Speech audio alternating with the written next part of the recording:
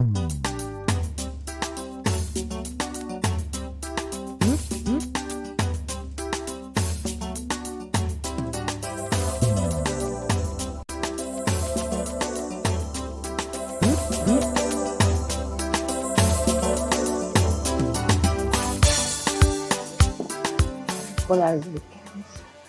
Bienvenue dans votre émission Vie de mannequin. Comme d'habitude, nous recevons un invité dans cette émission. Nous allons vous laisser le temps de le découvrir. Monsieur Herman, j'espère que vous allez bien et aujourd'hui nous sommes chez vous pour une interview. Merci d'abord pour l'invitation. Est-ce que vous pouvez vous présenter à nos chers spectateurs? Je suis Herman, l'acteur, plus connu sous le nom de Herman Kayata ou Mano 228. Je suis mannequin et coach formateur. Vous venez de nous donner votre nom. Est-ce que vous pouvez nous donner un peu votre parcours dans le domaine de la mode?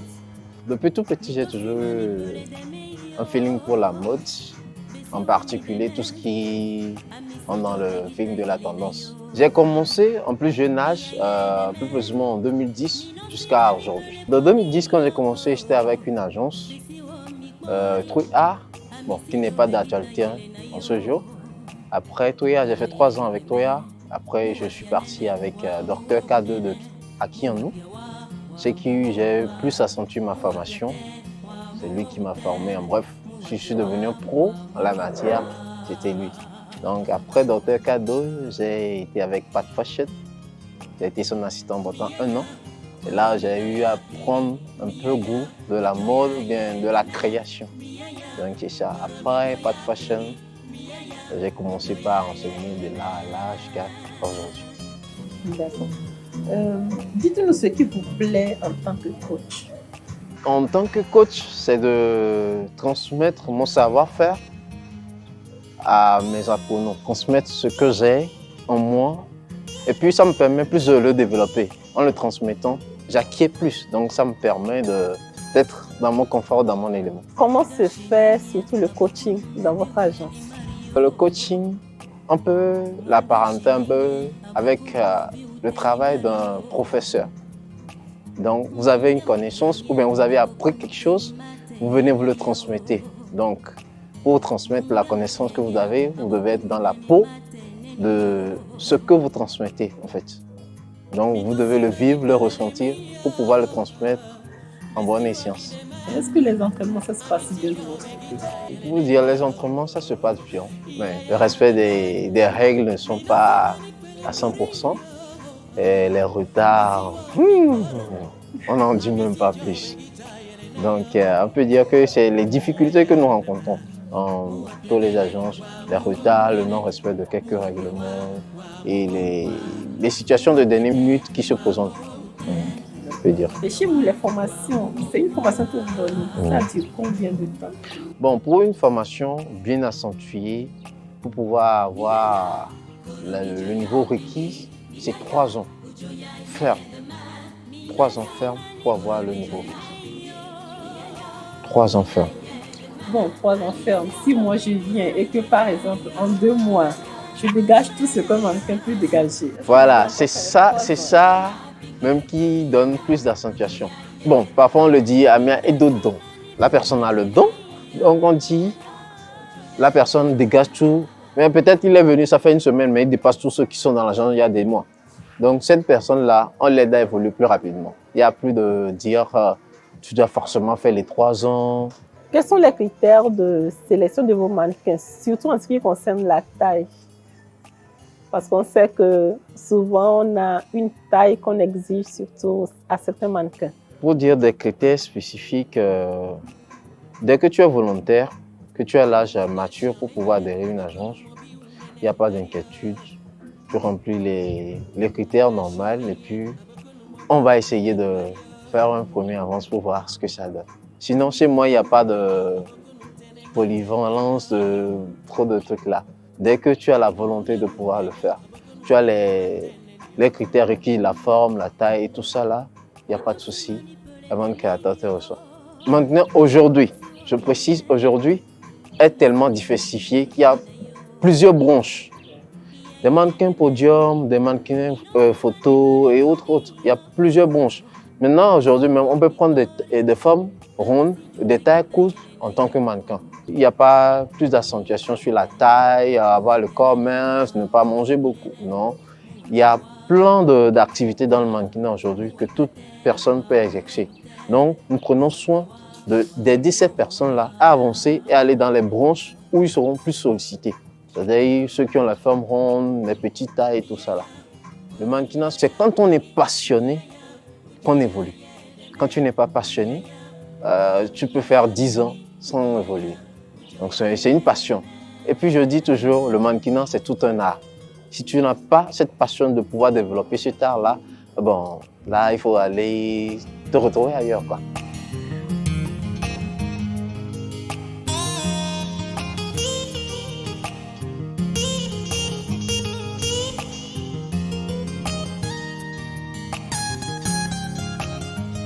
Munga shinenya abokun mobi unani Mario. Munga shinenya abokun mobi uteni Mario. Munga mupienya abokun teni. Depuis 11 ans ou 10 ans, tu nous sais seulement le mannequinat ou bien vous avez une autre activité? Oui, dans toute cette période, il y a eu beaucoup d'activités. J'ai fait l'art plastique. Entre-temps, j'ai fait la décoration bâtiment. J'ai fait la peinture, dessin, bâtiment, tout ça là. Et après tout, j'ai repris goût à la mode et c'est de là qu'est sorti le nom Herman Creator. J'ai créé un style un peu diversifié des autres et qui se fait plus avec la main. Parlez-nous un peu de votre travail de styliste. En parlant de travail de styliste, je mentionne le nom Herman Creator. Herman Creator, qu'est-ce qu'il fait? Herman Creator, c'est quelqu'un qui essaie de faire de la différence dans le style. Plus s'accentue sur le travail manuel. Donc tout ce qui est Herman Creator, faire ressortir, se fait à la main. Juste pour essayer de mettre plus d'accent sur la diversité de la mode. Bon, pour voir plus clair, bien avant, dans les années 80, 70, les travaux se faisaient à la main, la couture c'était à la main. Mais ça ressortait aussi, ça donnait quelque chose de ouf. Par exemple, les vestes de nos aïeux, quand on les sort, comparément à ce qu'on a aujourd'hui, on a un style, un look plus différent. Donc Herman Creator s'est pris sur soi de faire un style un peu plus différent dans ceux du XXIe siècle. Et raison pour laquelle il a choisi la particularité du travail à la main. Et maintenant, nous allons toucher un peu votre activité. Quels sont les événements que vous avez déjà eu à participer? J'ai été invité plusieurs fois à des événements de mode grandioses, mais bon, comme je n'étais pas assez martu dans le domaine, j'ai préféré me taire un peu, mais j'ai eu à participer à quelques petits événements, surtout des événements qui prônent l'éveil des jeunes stylistes, où j'ai reçu quelques prix pour mes créations. Le tout dernier, c'est la soirée des designers, où j'ai reçu le prix du meilleur styliste fair play. Ouais. Donc disons que vos créations se font uniquement à la main, ouais. Pas avec la machine. Non. D'accord. Maintenant, en tant que mannequin, vous avez eu à participer à ces événements? En tant que mannequin, j'ai eu à participer à des événements sur le territoire national comme à l'extérieur. J'ai participé à des défilés. Bon, pour dire, je participe plus à des défilés de création de stylistes non reconnus pour essayer de les mettre plus en avance. Et sur le plan international, j'ai participé à certains défilés, comme à Accra, sous la direction de Beauty Angels. Et puis aussi au Mali, sous la direction de Pat Fashion. Dites-nous un peu votre point de vue en ce qui concerne le mannequinat togolais. Parce que 10 ans, vous avez quand même des notions assez énormes. Nous voulons avoir votre avis sur le mannequinat togolais. Le mannequinat togolais, dire en gros, nous avons la capacité de pouvoir faire des merveilles. C'est juste que sur notre sol togolais ou bien sur notre territoire, le mannequinat n'est pas si valorisé. Donc, bon, compte tenu de nos traditions, couture et autres, le mannequinat n'a pas vraiment son poids sur la société. Juste pour dire que maintenant, dans ce 21e siècle, là, tout le monde voit le mannequin d'un autre œil. C'est ça qui favorise maintenant plus d'activités dans le domaine du mannequinat.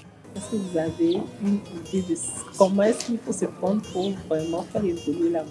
Vos perspectives à venir? La perspective à venir, c'est de mettre un peu plus d'accent sur le mannequinat. Faire dégager le côté positif du mannequinat, montrer au public et aux autres que le mannequinat en soi n'est pas une perversité, mais le mannequinat apporte aussi de la positivité dans nos cœurs que dans nos vies. Nous sommes presque à la fin de notre émission. Nous allons vous laisser la parole pour donner votre mot de fin. Un mot de fin, je dirais, pour tous ceux qui désirent faire partie de la mode, ceux qui aiment la mode, n'hésitez pas. Peu importe l'agence dans laquelle vous adhérez, je peux vous garantir que vous aurez les formations requises si vous avez vraiment la volonté de faire le mannequinat. Oser, c'est pouvoir faire. Donc quand tu oses le faire, je peux garantir que à 80%, tu vas réussir. Si tu as la volonté et l'esprit de pouvoir le faire, tu vas réussir. Avoir de la volonté, de la détermination pour évoluer dans le domaine de la mode, c'est sur ces mots de fin de notre invité Herman que nous vous donnons rendez-vous au prochain numéro de Vie de mannequin. Nous remercions toute l'agence Empreinte, l'équipe derrière qui a assuré la régie. D'ici là, portez-vous bien.